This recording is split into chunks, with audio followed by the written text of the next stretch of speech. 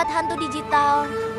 Kembali lagi bersama Tona Dandi dan Enoh, 3 pendaki pemecah misteri.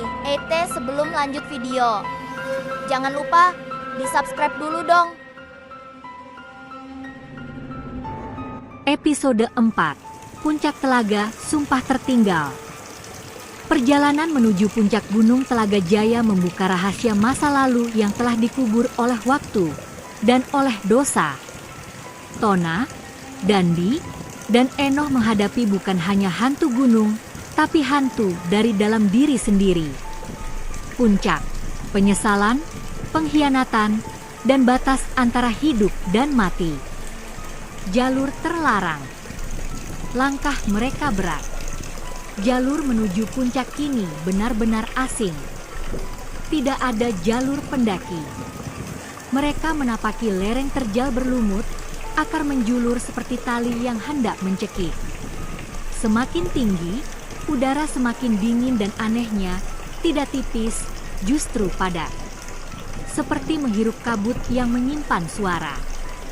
Enoh berhenti. Lu denger gak? Dandi dan Tona diam. Lalu terdengar bisikan, pelan, namun tajam. Kalian tinggalin aku. Tona mematung. Itu suara yang ia kenal. Suara yang ia pendam selama 3 tahun terakhir. Suara Reno. Rahasia Tona. Tona terpaku. Ia menggenggam batu tajam di tanah. Dandi mendekat. Lu, denger juga. Tona mengangguk perlahan. Matanya mulai basah. Gue harus cerita sesuatu.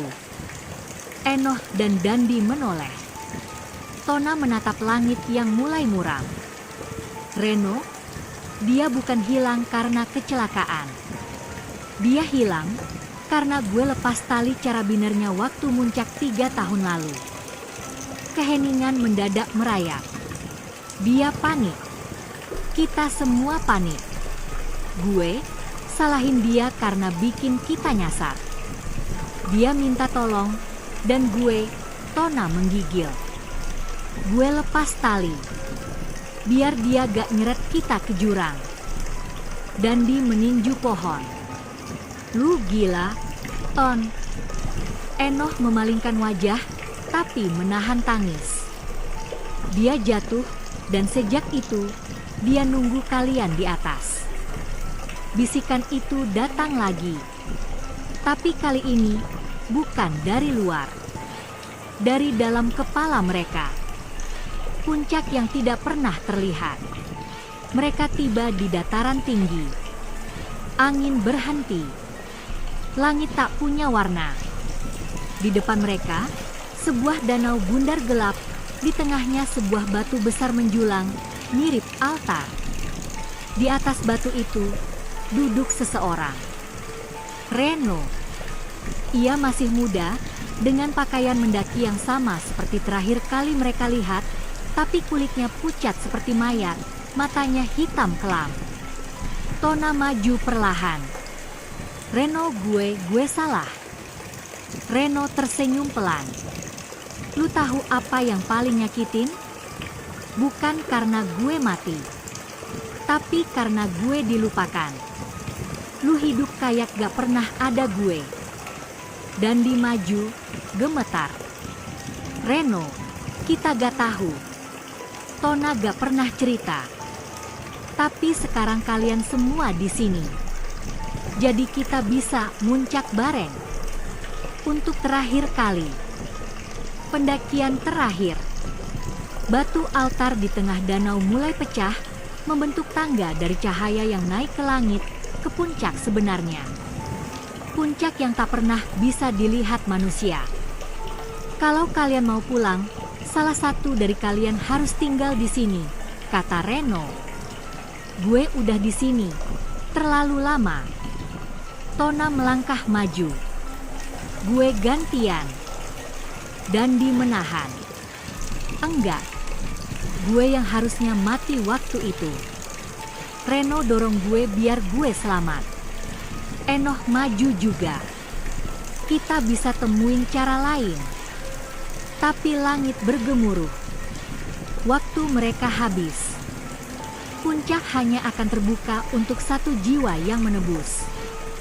Tona menatap Dandi dan Enoch. Kalian harus pulang. Ceritain semua ke keluarga Reno. Ke keluargaku. Ceritain yang benar. Tona melepas tas carrier-nya. Ia naik ke tangga cahaya, mendekati Reno. Reno menatapnya. Gue gak dendam, Ton. Gue cuma pengen pulang. Tona memeluk Reno. Cahaya meledak. Langit bergetar dan suara dari dalam gunung menggema. Satu kembali. Dua dilepas. Kembali ke dunia. Dandi dan Enoch bangun di pos pendakian di dunia nyata. Matahari pagi, suara burung, dan rombongan pendaki lain. Petugas SAR berlari menghampiri. Kalian dari mana aja? Kalian hilang 3 hari lalu. Dandi melihat jam tangannya, waktu sudah berjalan normal. Enoch menggenggam tanah, menangis. Mereka berdua selamat. Tapi Tona, di daftar pendaki yang hilang, 1 nama ditambahkan hari itu. Tona Arya Satya hilang di puncak telaga, tidak ditemukan. Dandi dan Enoch kembali ke dunia nyata. Tapi dunia itu tidak lagi sama. Gunung telah mengambil bagian dari mereka dan meninggalkan sesuatu sebagai gantinya. Rumah yang terlalu sepi. Sudah 2 minggu sejak mereka turun dari Gunung Telaga Jaya. Dandi kembali ke rumahnya di Bogor, tinggal bersama ibunya. Tapi malam-malamnya tidak tenang. Ia mendengar langkah kaki di lantai 2, padahal hanya dia dan ibunya. Enoch juga kembali ke rumah kontrakan kecilnya. Ia tidak berani tidur dengan lampu mati. Di kaca kamar mandi, uap selalu membentuk tulisan.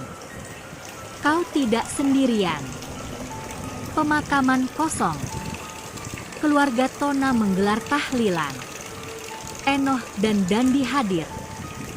Saat ibu Tona melihat mereka, beliau menangis keras. Aku mimpi Tona. Dia bilang dingin. Dia bilang dia sendirian di tempat tinggi. Dandi terdiam. Ia mulai mempertanyakan, apakah Tona benar-benar sudah mati? Atau masih terperangkap? Enoch mencoba menghibur, tapi ia sendiri tak kuat. Dalam mimpinya, ia sering melihat Tona berdiri di puncak gunung. Tubuhnya membeku, tapi matanya menatap langsung ke dalam jiwa.